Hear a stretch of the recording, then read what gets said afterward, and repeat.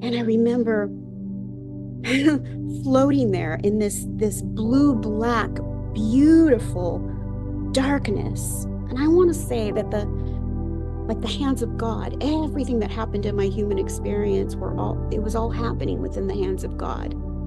It was so beautiful and so exquisite. He wanted to know what happened, how I did it. He said I had scarring on my heart, which was indicative of sudden cardiac death, but yet I'm alive. How did that happen? And I said, I think I died. I think I died. And he said, I think you did too. Well, my name is Julianne Delcano Kennard. Currently, I'm a human potential coach and facilitator and teacher. And I run a small business here in the United States. And I want nothing more than to help people navigate their human experience. Help people understand that it can be very scary. Our human experience can be very scary. But if I can do something to help them and to soften that experience, that's what I want to do. I want to explain, I guess that you could say I was an overachiever, but it wasn't an overachiever because I wanted to be successful in the world. It was an overachiever because I had a void inside of my heart. There was an emptiness inside of my being that I didn't know about. I didn't realize. And so I went to college, I went to university, I got a bachelor's in marketing and worked as a marketing executive. And then I went to nursing school and got my nursing degree and was an ER nurse.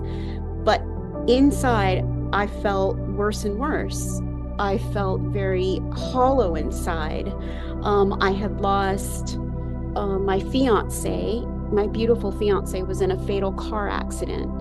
And then my dad, I remember telling myself I couldn't grieve because my dad was dying of inoperable cancer. But before the two, like after my fiance and before my dad, my godfather passed away of cancer. And so there were three very, very traumatic experiences that happened. And inside, the only thing I could say is I started getting very ill, very sick.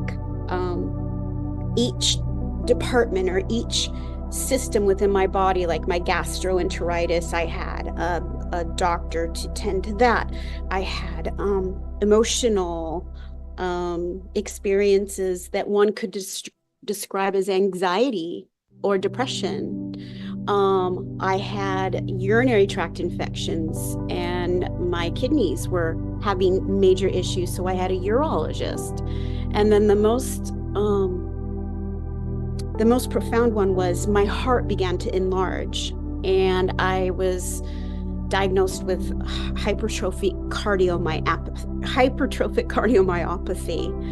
And my cardiologist said that it was imperative that I do not have any stress in my life because I could have a sudden cardiac death.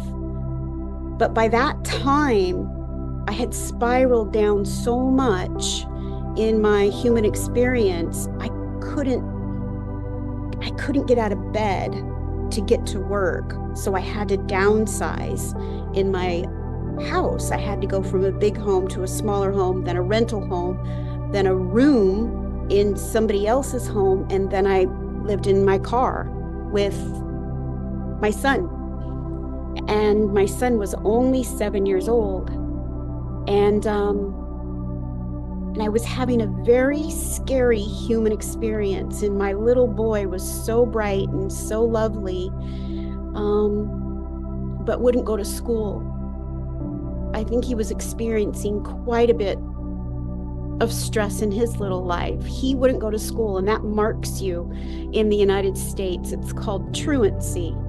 And if your child doesn't go to school, then the parent gets in trouble. And so they came to my tent site, a police officer, and a state worker, and they took my son.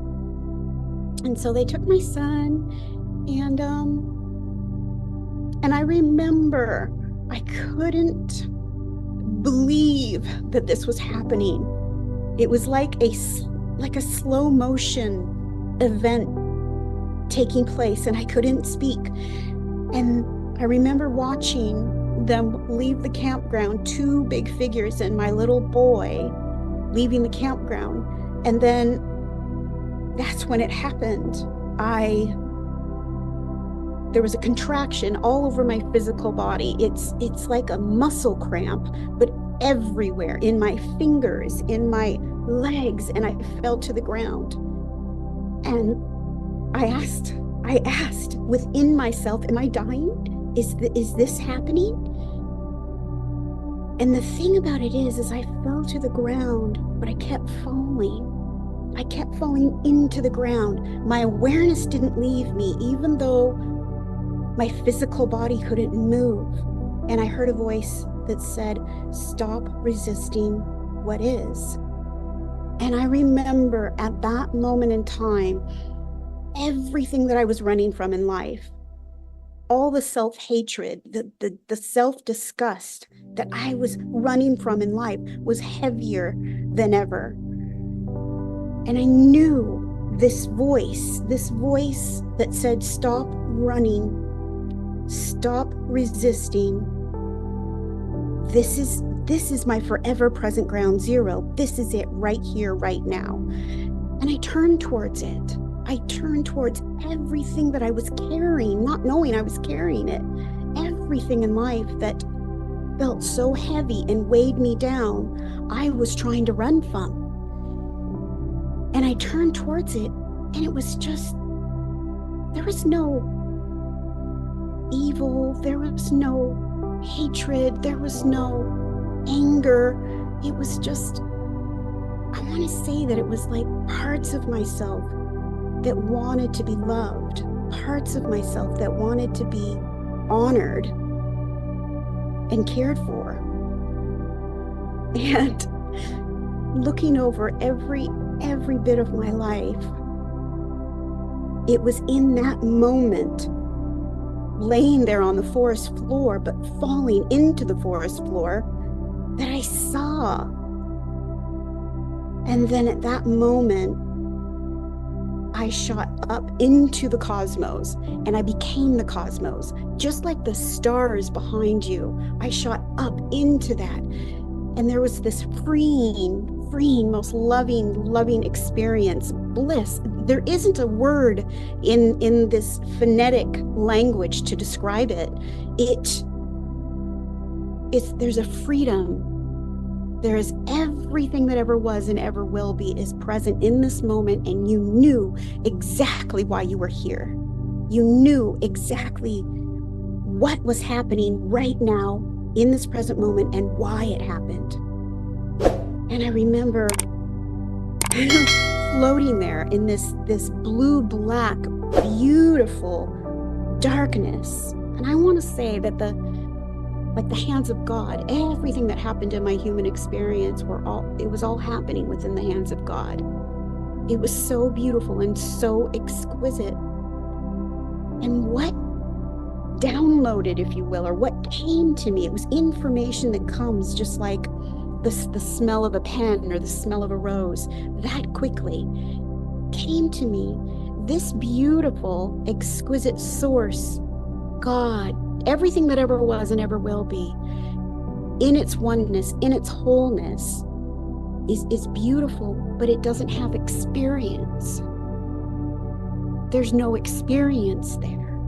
And so it began to move and polarize and express up from this energy, vibrating into form. These were souls being born, and they came to me.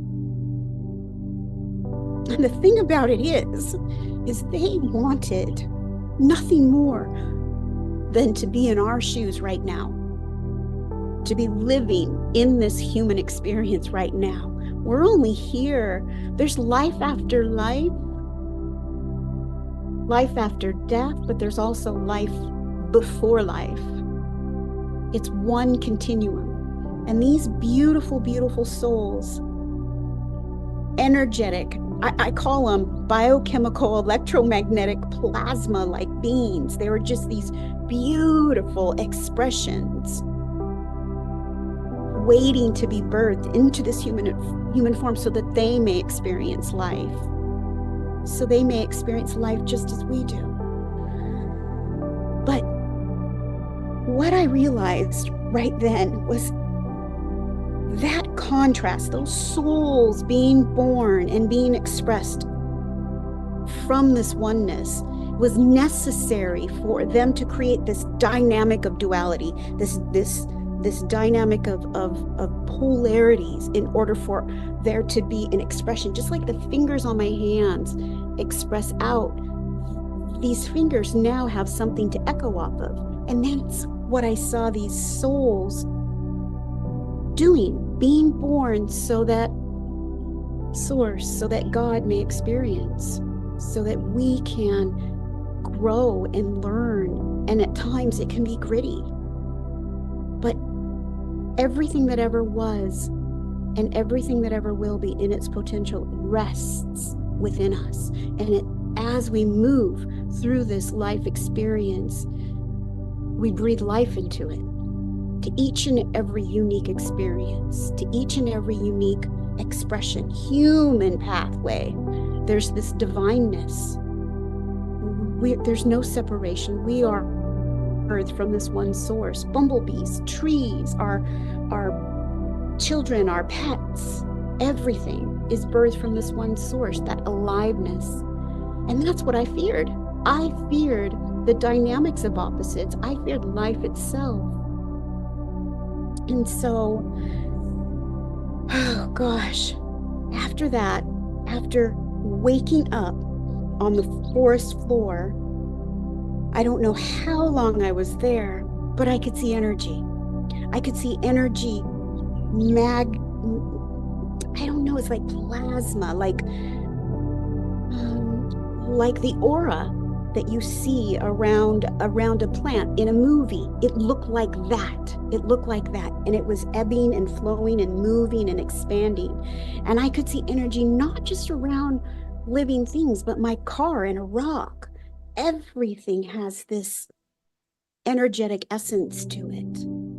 And so I remember calling my beautiful daughters and letting them know what had happened, but also within the same breath, letting them know that everything's going to be okay. No matter what happens, everything is okay. We are okay. We are always supported and we're never alone, because they were really brokenhearted about Seth. And so I moved on and I continued to fight to get my son home. There was this power, this power that was always there, this innate, powerful essence that awoke inside of me, and I was able to go to trial and work on getting my son home.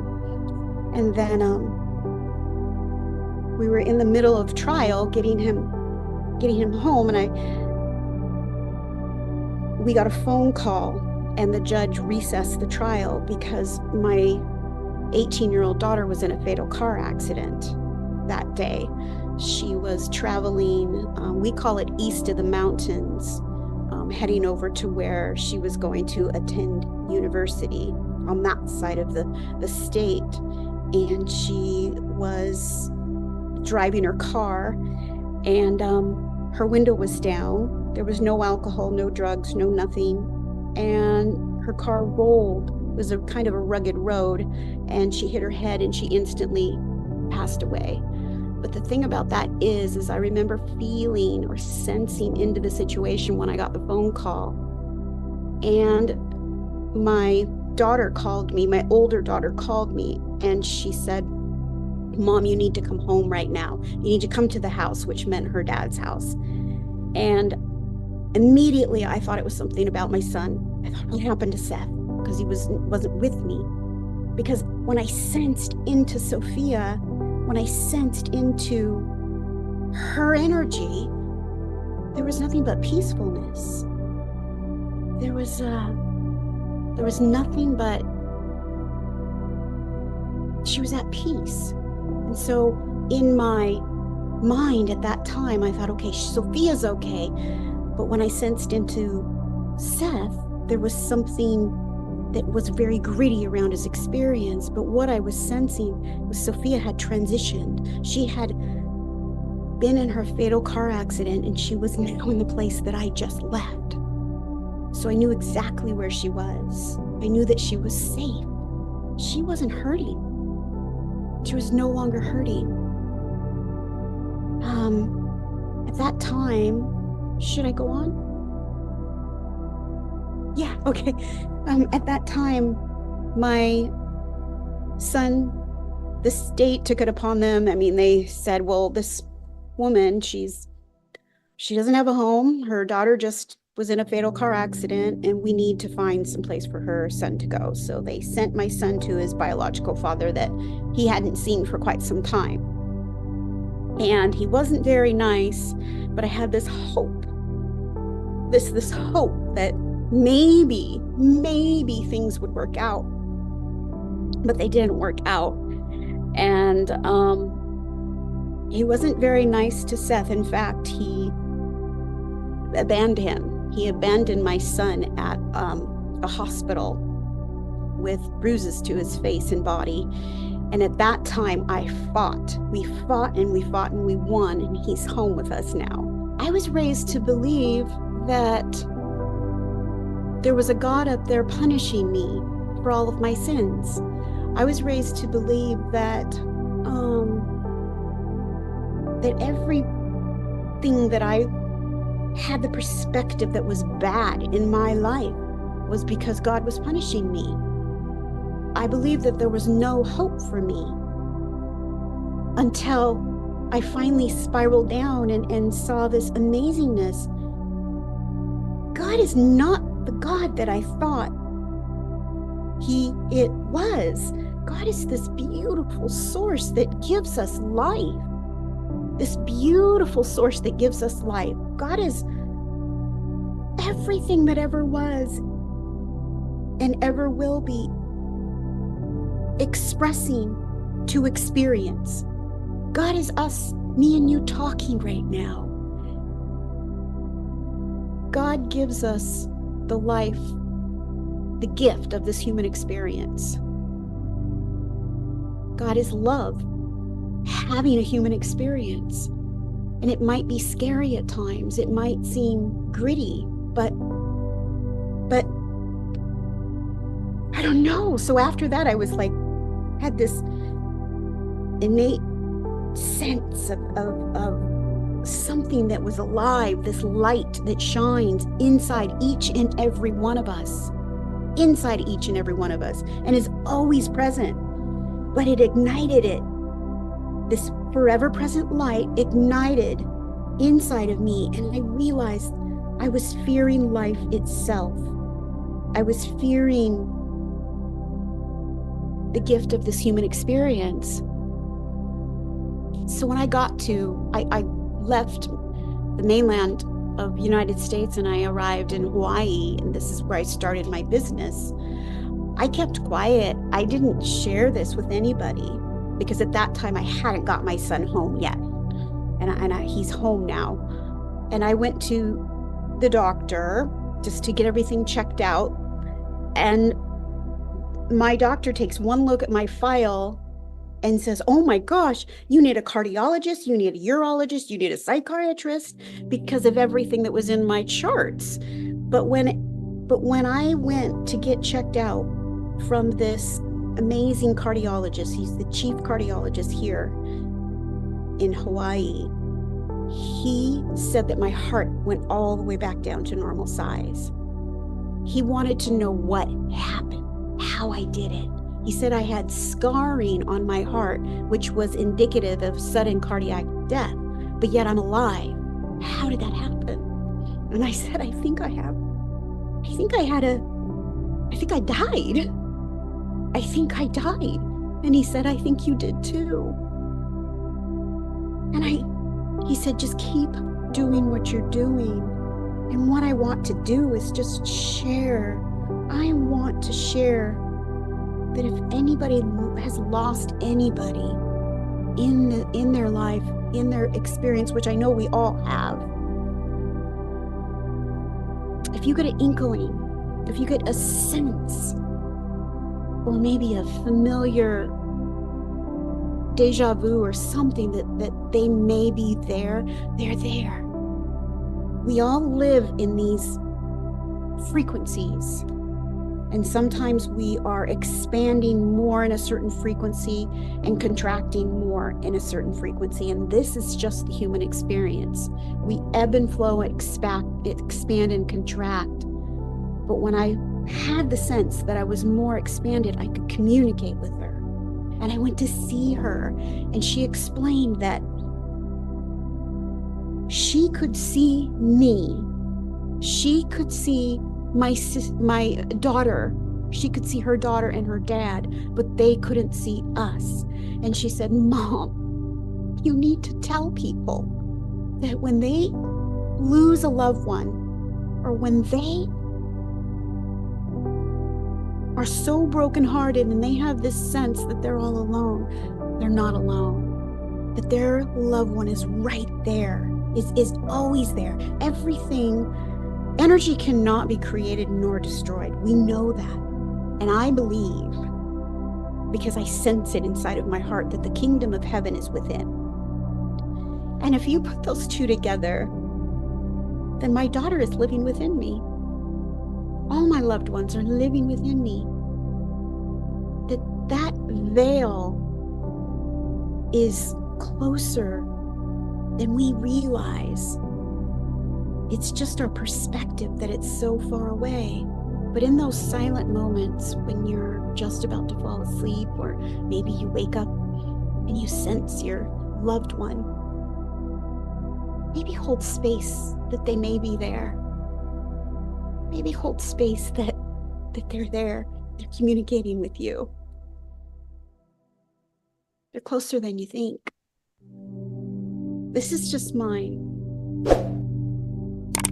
I truly believe that we're on a cusp of awakening, and that's awakening to our whole being. We're awakening to understanding ourselves, the depth of our souls. And it may seem like it's getting grittier. It may seem like it's getting, like there's more contrast and maybe conflict.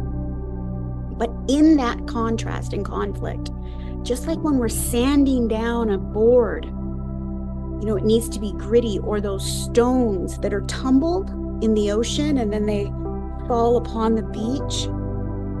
And they're these beautiful, beautiful, soft, glass-like pebbles. It is necessary for this board and those rocks, those stones, to be tumbled so that it may birth the smoothness. I truly believe that we're in a process right now of waking up, and it may be scary and it may be gritty at times, but there are sure beautiful, beautiful roads ahead. Be gentle with yourself and know that we're all in this together. What I always remind, like my children, is to zoom out. There is a cycle within life. There are these cores within Antarctica, and if you look deep, deep, deep, they've pulled them out, and you can see that there are cycles to life.